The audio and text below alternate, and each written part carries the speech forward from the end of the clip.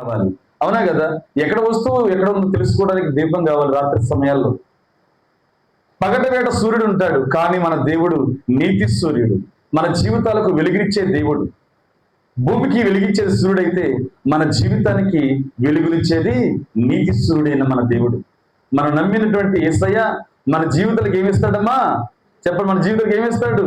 వెలుగిస్తాడు, నిత్య జీవాన్ని ఇస్తాడు, జీవాన్ని ప్రసాదిస్తాడు.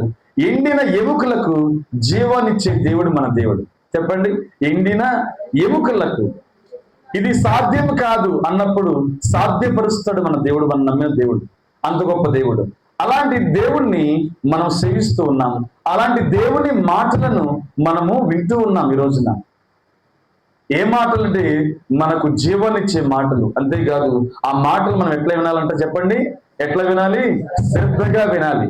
వినడమే కాదు ఏమా, వినడమే కాదు, ఏం చేయాలంట చెప్పండి? అనుసరించాలి, పాటించాలి. మన జీవితంలో వాటిని మనము ఎట్లాగనంటే మనం పాటిస్తూ ముందుకు సాగినప్పుడు అప్పుడు మన జీవితం ధన్యకరంగా ఉంటుంది. ఆ వ్యక్తులను, ఆ కుటుంబాన్ని, ఆ వ్యక్తులను దేవుడు ఏం చేస్తాడనంటే భూమి మీద ఉన్న సమస్త జనము కంటే హెచ్చిస్తాడంట. చెప్పండి, దేవుని మాటలను శ్రద్ధగా విని పాటిస్తేనంట ఏం చేస్తాడమ్మా? భూమి మీద సమస్త జనము కంటే హెచ్చిస్తాడు, గొప్ప చేస్తాడు, ఆశీర్వదిస్తాడు దేవుని వాక్యం. మనం ఏం చేస్తా ఉన్నాం? ఆశీర్వాదాన్ని వెనక్కి పెట్టేస్తున్నాం, ఆశీర్వాదాన్ని పక్కన పెట్టేస్తున్నాం. ఎవరైనా నా మాట విని నా మార్గాలు నడుచువారు ఎవరైనా ఉన్నారని ప్రభు చూస్తే ఎవరు కనపడాలి? చెప్పండి, నీవే కనపడాలి. ఎవరైనా ఉన్నారా ఆయన ఆత్మతో సత్యంతో ఆరాధించేవారు, ఆయన కొరకు జీవించేవారు ఎవరైనా ఉన్నారా అని అంటే ఎవరు కనపడాలమ్మా? మనమే కనిపించాలి. అర్థమైందమ్మా? దేవుని మాట అంత శ్రద్ధగా మనం ఆలకించే వారంగా ఉండాలి. బైబిల్ గ్రంథంలో లూకాసు వార్త 15వ అధ్యాయంలో ఒక సంఘటన జరిగిన సంభవాన్ని దేవుడు ఉపమాన రీతిగా తెలియజేస్తూ ఉన్నాడు. ఏంటో తెలుసా? ఆ విషయం మీకు తెలియజేస్తాను. తండ్రి ఉన్నాడు, తండ్రికి కుమారుడు ఉన్నాడు. ఏమ్మా, తండ్రి ఉన్నాడు, తండ్రికి కుమారుడు ఉన్నాడు. ఆ కుమారుడు మాట వినే కుమారుడు కాదు, మాట వినే కుమారుడు కాదు. ఏం చేస్తాడంటే మాటికి తండ్రి బాగా ధనవంతుడు, సంపన్నుడు, ఎన్నో ఎకరాలు ఉన్నాయో తెలియదు, అంత గొప్ప సంపన్నుడు. బంగారం ఉంది, వెండి ఉంది, పనివారు ఉన్నారు, గొప్ప సంపద ఉంది, అబ్బో చెప్పలేనంత ఉంది. అయితే ఈ కుమారుడు కాస్త తుంటరివాడనమాట. తనే తన స్వార్థంతో ఏదో సాధించాలనుకుంటా ఉంటాడు. ఎప్పటికప్పుడే ఏదో సాధించాలి, చెయ్యాలనుకుంటా ఉంటాడు. ఎన్నోసార్లు తండ్రి దగ్గరికి వచ్చి, నాన్న నేను విదేశాలకు వెళ్తాను, పట్టణాలకు వెళ్తాను, నేను కూడా వ్యాపారం చేసి సంపాదిస్తాను నాన్న అని అడుగుతాడు. వాడి గురించి తెలిసినటువంటి తండ్రి, అరే వద్దురా నాన్న, నా దగ్గరే ఉండు, నా దగ్గరే ఉండి ఇదంతా చూసుకో, అంతా నీదే కదా అని చెప్తూ వస్తూ ఉండేవాడు. ఎందుకంటే వీడి గురించి తండ్రికి బాగా తెలుసు కాబట్టి ఏమంటాడనంటే నువ్వు వద్దు, వెళ్ళొద్దు, ఇక్కడే ఉండు అని చెప్పేసి చెప్తా ఉండేవాడు. కానీ కొన్ని సంవత్సరాల పాటు అడగ్గా ఏం జరిగింది తెలుసమ్మా? ఏం జరిగింది తెలుసా? ఆఖరికి తండ్రి ఏమన్నాడు తెలుసా? తన సంపదలో సగభాగం ఇచ్చాడు. ఏం చేశాడు? సంపదలో, ఆస్తిలో ఏం చేశాడు? సగభాగం ఇచ్చాడు. సరే నాన్న, నీ ఇష్టం ప్రకారం నీవు కన్నీరు గార్చటం, నువ్వు ఏడవటం, బాధపడటం నాకు ఇష్టం లేదు, కాబట్టి తీసుకెళ్ళు, వ్యాపారం చెయ్యి, మంచిగా ఉండయా, నువ్వు మంచిగా ఉండడం నాకు కావాలన్నాడు. ఏమన్నాడమ్మా? తండ్రి తల్లిదండ్రులు కోరుకున్నదేగా, పిల్లగాడు బాగుంటే చాలు అనుకుంటే సరిపోద్దు కదా, అదే అనుకుంటా ఉంటారు తల్లిదండ్రులు. అట్లాగే అనుకున్నాడు. సరేనయ్యా తీసుకెళ్ళన్నాడు. వీడు తీసుకెళ్ళటం బంగారం మూట కట్టుకున్నాడు, డబ్బు తీసుకున్నాడు, అన్ని తీసుకుని పట్టణానికి వెళ్ళిపోయాడు. ఒక పట్టణానికి వెళ్ళిపోయిన తర్వాత ఏం జరిగింది తెలుసమ్మా? వ్యాపారం కోసం అటు ఇటు చేశాడు, కానీ కుదరలేదు. కానీ వ్యాపారం కుదరలేదు, కానీ అతనికి వాడు కుదిరింది ఫ్రెండ్షిప్ బాగా కుదిరింది. ఏం కుదిరిందమ్మా? ఫ్రెండ్షిప్. స్నేహితులు ఎక్కువయ్యారు. రెస్టారెంట్కి వెళ్ళడం మొదలెట్టారు, బారులకు వెళ్ళడం మొదలెట్టారు, జోదు ఆట మొదలెట్టారు, అన్ని రకాలుగా చేయటం మొదలెట్టారు. బెల్లం ఎక్కడ ఉండదో ఏమా చెప్పండి ఒకసారి, ఈగలు అక్కడ ఉంటాయి. అట్లాగే ఇతని దగ్గర డబ్బు ఉంది కాబట్టి ఫ్రెండ్స్ ఎక్కువయ్యారు. డబ్బు ఉంటే చెప్పండి ఒకసారి, డబ్బుంటే ఏమెక్కిపోయారు, ఫ్రెండ్స్ ఎక్కువయ్యారు. అందరూ వచ్చారు, చక్కగా ప్రతిరోజు మంచి మంచి బిర్యానీలు తింటున్నారు, కావాల్సిన సినిమాలకు పోతున్నారు, కావాల్సిన బోర్కి వెళ్ళి ప్యాకెట్లు ఆడుతున్నారు, అది చేస్తున్నారు, ఇది చేస్తున్నారు. ఆ ఫ్రెండ్స్ అప్పుడప్పుడు ఏం చేస్తున్నారు తెలుసా? బా, నువ్వు మాకు మంచి ఫ్రెండ్ అవరా, నీలాంటి ఫ్రెండ్ ప్రపంచంలో ఉండర్రా అని చెప్పేసి పొగుడుతూ ఉంటే, నిజమా అని చెప్పేసి ఇంకా ఖర్చు పెడతా ఉంటాడు, వాళ్ళ కోసం ఇంకా ఖర్చు పెడతా ఉంటాడు. తెలియదు అన్నమాట తనకి ఏమైపోద్దో ఏంటని చెప్పేసి. ఇదే జీవితం అనుకుంటాడు. ఎంజాయ్, ఇప్పుడు కాకపోతే ఎప్పుడు చేస్తాం ఎంజాయ్ అంటూ ఉంటారు మన వాళ్ళు చాలా మంది. అట్లాగే ఎంజాయ్ చేస్తూ ఉన్నారు. చేస్తున్నప్పుడు ఖర్చు పెడితే లోకంలో ఒక సామెత ఉంది. ఏమా వింటారా? లోకంలో ఒక సామెత ఉంది. ఏం సామెత తెలుసా?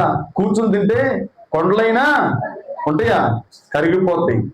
అంతే కదా. అట్లాగే కొన్ని కోట్ల డబ్బు తీసుకెళ్ళున్నాడు మేబీ, తర్వాత బంగారం తీసుకుని ఉంటాడు. అతడు ఏ పని చేయట్లేదు, తర్వాత ఇంకా వ్యాపారం చేయట్లేదు. డబ్బులు ఉంటాయా? ఉండవు. ఒక సమయానికి డబ్బులు అయిపోయింది, బంగారం కూడా అయిపోయింది. Everything is lost. అంత కోల్పోయాడు తను. అంత కోల్పోయిన తర్వాత ఇతనికి ఆకలేస్తా ఉంది. అంత అయిపోయిన తర్వాత ఇవ్వలే, బెల్లం ఉన్నంత వరకే ఈగలు ఉంటాయి. బెల్లం అయిపోతే అవి కూడా పోతాయిగా, రావుగా, ఇంకోసారి ఎత్తుకుంటాయి. అట్లాగే అమ్మా, అట్లాగే వీడి ఊరు కనపట్ల వీడికి ఆకలేస్తా ఉంది. టిఫిన్ చేయడానికి 2 ఇడ్లు తింటారు, 10 రూపాయలు కూడా లేవు. ఒక రోజు గడిచింది, 2 రోజులు గడిచింది, చాలా రోజులు గడిచిపోతా ఉన్నాయి.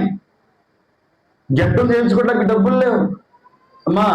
తర్వాత తల కటింగ్ చేయించుకో డబ్బులు లేవు. తల పెరిగిపోతుంది, జుట్టు పెరిగిపోతా ఉంది, గెడ్డం పెరిగిపోతా ఉంది, ఆకలేస్తా ఉంది, ఎముకలు బయటపడుతున్నాయి, వేసుకున్న బట్టలు చిరిగిపోతా ఉన్నాయి, కప్పు కొడతా ఉన్నాడు, స్నానం కూడా లేదు. ఫ్రెండ్స్ అరే నవీన్, అరే సురేష్ గా ఒరే అని చెప్పేసి పిలుస్తూ ఉంటే వాళ్ళ దగ్గరికి వచ్చి, ఏంట్రా ఎట్లా అయిపోయావు, ఏంట్రా అని అడిగితే, అరే ఆకలేస్తుందిరా, 10 రూపాయలు ఇరా అని అడిగితే వాళ్ళు మొహం సాటేసి, ఒరే మా దగ్గర లేవురా అని చెప్పేసి వెనక్కి తిరిగి తప్పించుకునేవాళ్ళు. అలాంటి కండిషన్లో, అలాంటి సందర్భంలో ఏం చేయాలి తను? చెప్పండి, ఏం చేయాలి? పని చేయాలి. పని చేస్తే 4 రూపాయలు ఇస్తారు, హోటల్కి వెళ్ళి తినాలి కదా. అయితే ఎవరు పని అయితే తనకి, ఎవరు ఆ మొహాన్ని చూసి, ఆ పెరిగిపోయినటువంటి జుట్టును చూసి, ఆ గెడ్డాన్ని చూసి ఎవరు పని ఇట్లా చిచ్చి మా దగ్గర రావుదర్రే అని చెప్పేసి తోలేస్తా ఉన్నారు. ఏమి చెయ్యాలో అర్థం కాని పరిస్థితి. అలాంటి సందర్భంలో ఏం జరిగింది తెలుసమ్మా? అతను అనుకున్నాడు, ఏదైనా పని దొరికితే ఖచ్చితంగా జాయిన్ అవుతాను అనుకుంటా. ఆఖరికి ఏ పని దొరికింది తెలుసా? పందులు మేపే పని. ఏ పని అది? పందులు మేపే పని దొరికితే వాడు కావాల్సింది తెలుసా? పూటకి అన్నం పెట్టడం, అన్నం తినడం చాలు. అన్నం తింటే, అన్నం పెడితే చాలు, తినుకుంటూ కూర్చుంటా అనుకున్నాడు. అలాంటి సందర్భంలో దొరికిందమ్మా, దొరికింది. కానీ ఆ పందుల యజమాని, ఓనర్ భయంకరుడు, క్రూరుడు, దుర్మార్గుడు. పందు లాంటి మనసు అది. ఏ మనసు? పందు లాంటి మనసు ఆ వాడిది కూడా. అయితే వాడు సరైనకి అన్నం పెడతాడనే జాయిన్ అయితే వాడు అన్నం పెట్టట్టు, సరైన టైంకి అన్నం ఏమీ పెట్టట్లేదు. అలాంటి సందర్భంలో ఏంటని తెలుసా? అటు ఇటు చూసి వీడు పందులకు వేసేటటువంటి ఆ పొట్టును, లేకపోతే హాస్టల్ దగ్గర డ్రమ్ములు తెస్తూ ఉంటారు, కుళ్ళిపోయిన మురుగుపోయి పడేస్తారు పిల్లలు, ఎంత గడ్డలో పాడైపోయిన అన్నం ఉంటుంది లాస్ట్లో, సద్దన్నం, అది తీసుకుని దాంట్లో వేస్తూ ఉంటారు. తీసుకొచ్చేసి పందులు పెడతా ఉంటారు. ఆ సాంబారు, కుళ్ళిపోయిన కూరలు అవన్నీ అవి తీసుకొచ్చి పెడితే వాడు తీసుకుని తింటా ఉన్నాడు. కుళ్ళిపోయిన ఆహారం తింటా ఉన్నాడు, లేకపోతే పట్టు తింటా ఉన్నాడు. తింటా ఉంటే అంతలోకి వాడు చూశాడు. ఒకప్పుడేమో రాజ్య వైభోగం వాడిది. ఎవరిదా పిల్లగాడిది? రాజ్య వైభోగం. రే అని పిలిస్తే 10 మంది వస్తారు పని చేయడానికి. అంత రాజరికం, వైభోగం అనుభవించాడు అతను. ఇప్పుడు పందులు పొట్టు తినడానికి, కుళ్ళిపోయిన పురుగులు పట్టిన ఆహారం కూడా తీసుకుని నింపుకోవాలనుకున్నాడు తన కడుపు. అలాంటి సందర్భంలో వీడు తింటా ఉంటే వాడు చూశాడు, ఎవరో యజమాని ఓనర్ చూసి ఎవరే అని చెప్పేసి వచ్చి పిచ్చి కొట్టాడమ్మా. అసలే ఎముకలు బయటపడినాయి ఆడికి. ఎముకలు బయట అన్నం లేక, ఎన్ని రోజులైతే తిని అన్నం లేక ఎముకలు బయటపడితే పిచ్చి కొట్టాడు. ఏం చెయ్యాలి? అలాంటి దెబ్బల్లో రోడ్డు మీద పడ్డాడు. రోడ్డు మీద పడి అనుకుంటున్నాడు, ఏమనుకున్నాడు తెలుసా? ఏమనుకుంటా తెలుసా? వెంటనే తండ్రి గుర్తొచ్చాడు. ఎవరు గుర్తొచ్చాడమ్మా? తండ్రి గుర్తొచ్చి, నా తండ్రి ఇంట అనేక మంది, వేల మంది పనివారు ఉన్నారు కదా, నా తండ్రి దగ్గరికి వెళ్ళి కాళ్ళ మీద పడిపోయి, నాన్నా, తండ్రి అనడానికి నిన్ను పిలవడానికి హక్కు లేదు, నాకు యోగ్యత లేదు, కాబట్టి నేను నీ పనివారులు ఒకరికి ఉంటానన్నా, నన్ను క్షమించి నన్ను మన్నించి నాతో పని చేయించుకున్నానా అంతా నేను వెళ్ళి అని చెప్పేసి అనుకుని బయలుదేరాడు. పట్టణం నుంచి కాలినడకను ఎట్లా బయలుదేరాడు? మరి ప్రయాణం చేయడానికి డబ్బులు ఉన్నాయో లేవు తెలియదుగా, లేవుగా. ఎట్లా బయలుదేరి వస్తున్నాడు? మొత్తానికి బయలుదేరాడు అమ్మ ఇంటికి రావడానికి, తిరిగి ఇంటికి రావడానికి బయలుదేరాడు. అయితే దీంట్లో మన విషయం గ్రహించాలమ్మా. ఏం గ్రహించాలనంటే, అక్కడ తండ్రికి ఉన్న ఆలోచన ఏంటంటే, తండ్రికి కుమారుని మీద చాలా ఆప్యాయత, ప్రేమ ఉంది. తండ్రి ప్రతిరోజు ఏం చేస్తాడో తెలుసా? ప్రతిరోజు రోడ్డు మీదకి వస్తున్నాడు ఇంట్లో నుంచి, పనులకు పని అప్పగించి, కుర్చీలో కూర్చోబుద్దిగాక, మనసు మీద పడుకోలేక ప్రతిరోజు బయటకు వస్తాడు. రోడ్డు మీదకి వచ్చి, నా కుమారుడు వస్తున్నాడా అని చెప్పేసి ప్రతిరోజు ఎదురు చూస్తూ ఉంటాడు. రావటం, లోనికి వెళ్ళటం, రావడం, చోటు ఎదురు చూడటం, కొన్ని గంటలు మరలా ఇంట్లోకి వెళ్ళటం. అదే రోజు పని అతనికి, తండ్రికి అదే రోజు అలాగే చేస్తూ ఉండేవాడు. అదే రోజు ప్రతిరోజు పని అయిపోయింది అతనికి. ఒకరోజు ఎదురు చూసే విధానం అలవాటు అయిపోయింది కాబట్టి అలవాటుగా ఒక రోడ్డు మీదకి వచ్చాడు. రోడ్డు మీదకి వచ్చి అలాగా చూస్తూ ఉంటే ఒక వ్యక్తి ఎవరో ఒక వింత జీవులా కనపడతా ఉన్నాడు. దూరాన, సుదూరముగా, రోడ్డు మీద ఎవరు కనపడుతున్నారమ్మా? సుదూరంగా ఒక వ్యక్తి వింత జీవులా కనిపిస్తున్నాడు. ఎవరబ్బా? అతను ఎట్లా వస్తున్నాడు? నడుస్తున్నాడు, పడిపోతున్నాడు, మళ్ళా లేస్తున్నాడు, పడిపోతున్నాడు, వంగిపోయి నడుస్తున్నాడు. అబ్బో, వింత జీవులా కనిపిస్తా ఉన్నాడు. కనిపిస్తున్న సమయంలో ఏం జరిగింది తెలుసా? దగ్గరికి వస్తున్నాడు. అయితే తండ్రి అతన్ని గుర్తుపట్టాడు. ఏమ్మా, తండ్రి ఏం చేశాడమ్మా? గుర్తుపట్టి వెంటనే పరిగెత్తుకుని తెలుసా పరిగెత్తుకుని వెళ్ళిపోయి వెంటనే కౌగిలించుకున్నాడు. ఇతని యొక్క ఆలోచన ఏంటి ఏమ్మా? ఇతని యొక్క ఆలోచన ఏంటి తెలుసా? తండ్రి కుమారుని యొక్క ఆలోచన ఏంటి తెలుసా? పనివారిలో ఒకడు ఉంటాను, పనివారిలో ఒకడు అనుకుంటే తండ్రి వెళ్ళిపోయి కౌగిలించుకొని, ఈ దుర్మార్గంగా వచ్చే ఆ వాసన వచ్చే వ్యక్తికి బట్టలన్నీ చిరిగిపోయినాయి, తల వెంట్రులన్నీ పెరిగిపోయినాయి, చాలా కంపు వస్తా ఉన్నాడు. అలాంటి వ్యక్తిని వెళ్ళి కౌగిలించుకుని మెడ మీద ముద్దు పెట్టుకుని ఏమన్నాడు తెలుసా? పనివారిని పిలిచి, ఒరే, నా కొడుకు మరలా తిరిగి వచ్చాడు, నా కుమారుడు తిరిగి వచ్చాడు, ఒక దూడను వధించండి, ఈ రోజున అందరికి విందు చేద్దాం, పెద్ద పెద్ద పందిళ్ళు వేయండి, ఒక ఉంగరం తీసుకురండి. ఉంగరం పెట్టాడు. పెద్ద వారు అందరిని పిలిచాడు. ఆ రోజున పెద్ద విందు అందరికి చేయించాడు. అర్థమైందమ్మా? ఎవరు ఆ ప్లేస్ లో ఉన్నది తెలుసా? మన ప్రభు అయిన యేసుక్రీస్తు.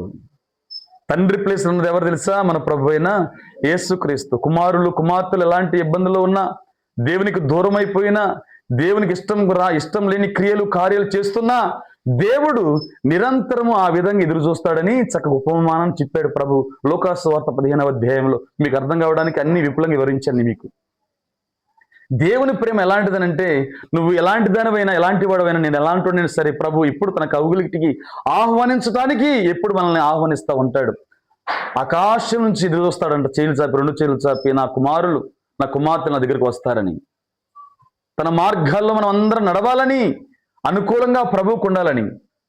ఆ కుమారుడు కనుక తండ్రి మాట వింటే